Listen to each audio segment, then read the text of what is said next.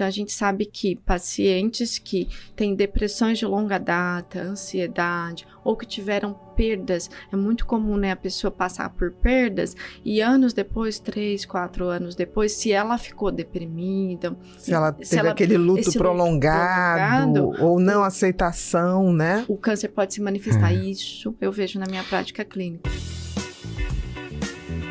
Eu me lembro quando eu tinha um professor maravilhoso, já faleceu cedo até, Alexandre Degler, não me lembro agora o sobrenome dele, tá, a figura dele está aqui na minha carinha, que era, ele trabalhava com doenças infecciosas, e ele uma vez dando uma aula introdutória de câncer, mas logo no início da faculdade ele falou que a célula cancerosa é a célula como se fosse uma célula deprimida, né? Eu nunca mais esqueci disso, assim. Ele falou, o câncer é a tristeza da célula. Sim.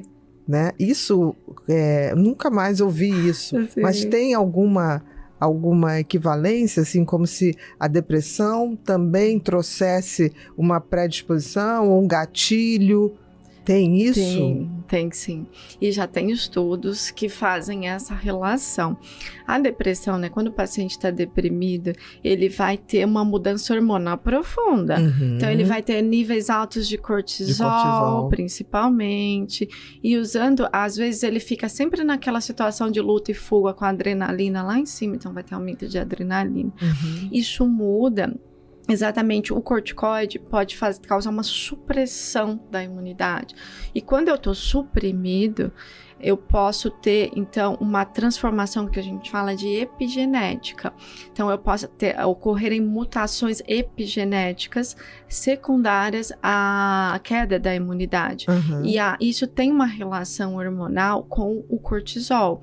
Então, a gente sabe que pacientes que têm depressões de longa data, ansiedade, ou que tiveram perdas, é muito comum, né, a pessoa passar por perdas e anos depois, 3, 4 anos depois, se ela ficou deprimida, se ela teve aquele luto prolongado ou não aceitação, né? O câncer pode se manifestar. Isso eu vejo na minha prática clínica. Vivian, isso que você está falando e que a Ana trouxe também, eu acho que é uma visão holística de um todo, né? E pegando um pouco assim para minha área, a gente também vê isso, né? Porque se você não... eu tô com uma depressão. Tá, toma isso daqui, faz a terapia ali. Mas se você não tiver uma mudança num todo na sua vida, não vai adiantar. Porque o remédio, ele vai estar ali ajudando. Mas eu acredito que ele vem para quê? Para te fortalecer, para você voltar a uma rotina. A mesma coisa... Com reestruturar, exatamente. Que às vezes está meio disfuncional. E aquilo. Eu sempre costumo dizer, quando hoje eu quase não pego paciente oncológico, mas eu já peguei muitos quando eu trabalhava em um hospital. O que o câncer traz, a gente já sabe, a dor, o sofrimento. Agora, o que eu posso ressignificar da minha vida com ele? O que eu estava fazendo na minha vida? Como estava a minha vida? Como estava o que eu estava comendo, os meus relacionamentos, a forma de dormir, a forma de acordar, o que eu estou ingerindo, e não só de alimento, mas do que eu não estou falando. Então, eu acho que a gente não pode ver o câncer como uma doença de morte, mas sim também uma doença de transformar e ressignificar, e não por 5 anos. Eu adorei quando você falou, a gente trata e 5 anos, daqui a pouco tá voltando. Tá voltando por quê? Porque você... É como a vida da gente né? A gente passa por um susto, a gente fica... Não vou mais usar esse relógio porque eu vou ser assaltado. Aí daqui a 3 meses aquilo tá acabando, você volta a usar. Então, eu acho que é assim que a gente também tem que ver a nossa vida. A gente adoece, a sabedoria divina, né? Eu acho que o nosso corpo, quando adoece, é um sistema de alerta para a gente acordar e rever a nossa vida. E aí os nossos colegas que pensam e vê a doença como... a doença e não vê o doente, é a mesma coisa. Quando a Ana atendia, eu achava muito bonito. Às vezes as pessoas ficam assim, nossa, como ele fala. Porque ela é uma psiquiatra que vai ser para a vida toda, né? Porque não existe ex-médico, né? Ela vai ser médica para a vida toda, ela estudou. Mas ela nunca olhou ele como um olhar da psiquiatria. Ela olhava ele como médica, sabe? Podia ser que aquele assunto, como ela hoje está te trazendo aqui, né? E a gente quer aprender com você. Mas ela tem um sinal, opa, aqui tem alguma coisa que não tá legal. Vou encaminhar para outro colega. Aí quando ela encaminha para outro colega, às vezes vem e fala, não, mas por que ela tá... Quantas vezes eu já peguei paciente que descobriu câncer através de um tratamento porque estava deprimido.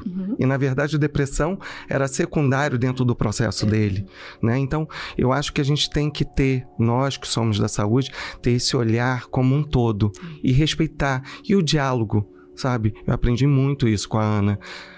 Se você encaminhou, liga para aquele colega. Mesmo que ele é o psiquiatra da pessoa, o neurologista da pessoa, o pediatra, vai ali, bate um papo. Por que você está preocupado com isso? Porque às vezes vem muito pra gente, né? O medo, a insegurança da medicação. E aí você liga, olha, ele está tendo isso, ele está com medo da quimioterapia porque por um tempo quimioterapia caía, nem todos os tratamentos caem cabelo, mas hoje, né, emagrece. Então, esse diálogo pode ser uma ponte para ajudar esse seu paciente.